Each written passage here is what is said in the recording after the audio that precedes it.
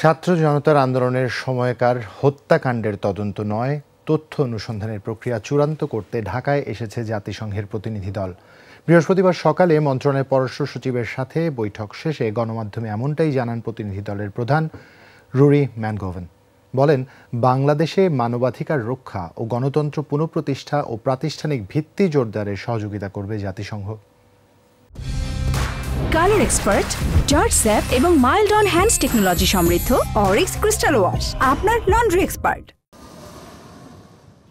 16 জুলাই থেকে 6 আগস্ট পর্যন্ত ছাত্র জনতার অভ্যুত্থানে হত্যাকাণ্ডের তদন্ত প্রক্রিয়ার শুরু হিসেবে ঢাকা এসেছে জাতিসংঘের 3 সদস্যের প্রতিনিধি দল। প্রথম দিনের কার্যক্রমে সকালেই পররাষ্ট্র মন্ত্রণালয়ে যান তারা।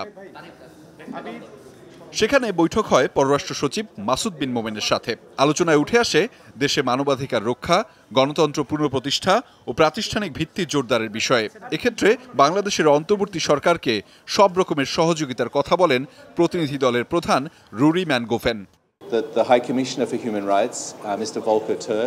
তরুণরা গণতন্ত্র ও মানবাধিকার রক্ষায় যে সাহস এবং অঙ্গীকার দেখিয়েছেন, সেটিতে জাতিসংঘ মানবাধিকার বিষয়ক কমিশনার ফলকার তুর্ক অনুপ্রাণিত হয়েছেন।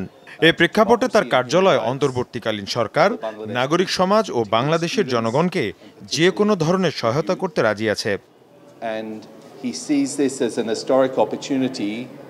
তিনি জানান, তার দলটি হত্যাকাণ্ডের তদন্ত করবে না। এটি প্রাক তথ্যানুসন্ধান দল। বলেন, অন্তর্বর্তী সরকার, উপদেষ্টা, কয়েকটি মন্ত্রণালয় ও নাগরিক সমাজের সঙ্গে কথা বলে এই দেশের মানুষের চাওয়া পাওয়ার বিষয়ে জানবেন তারা। আমরা অবশ্যই তথ্যানুসন্ধানের বিষয় নিয়ে আলোচনা করব। এর প্রক্রিয়া, এটি কিভাবে জাতীয় তদন্ত প্রক্রিয়াকে এগিয়ে নিয়ে যাবে, এগুলো নিয়ে আলোচনা করব। এটি কিভাবে হবে এই মুহূর্তে বলতে পারছি না, তবে এদেশের মানুষের কথা আমরা শুনব।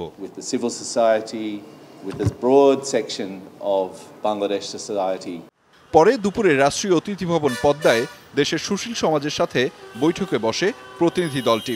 এ সময় উপস্থিত ছিলেন বাংলাদেশে নিযুক্ত বেশ কয়েকটি দেশের রাষ্ট্রদূত। আহমেদ রেজা, যমুনা নিউজ, ঢাকা।